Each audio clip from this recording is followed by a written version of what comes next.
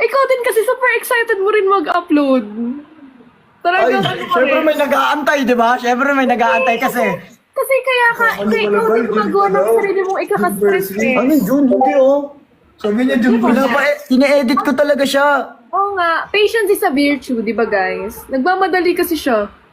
Syempre, ayoko pag-antayin yung mga babies. Hindi naman sa pag-aantay, kasi nga kung hindi naman ma-upload talaga, di ba? Ba't mo naman kasi pinipili? Hindi, ma-upload naman siya, kaso hassle lang na wala ng PLDT. Dami mong ginawa pa. So, hanggat gusto mo, pag may gusto kasi, may paraan. Okay, adi wag ka ma-stress Mga ngayon. gama pa naman gumising kanina, no? Legit.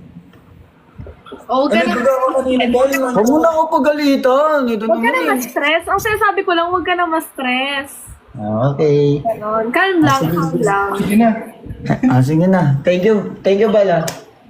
Nawala. Sige na, Bal. Bye-bye. Papahinga na kami ni Ras. Bye-bye, guys. Walang internet dito. Nakadata lang kami. Tignan mo yung battery ko. Tumatalon, oh. Ayun na. Tumatalon.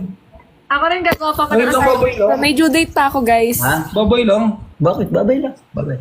Bye-bye. Bye, Russell. Bye, Melo. Bye-bye. Tapos na natin i-surprise si Biglang series gising pa, Bal.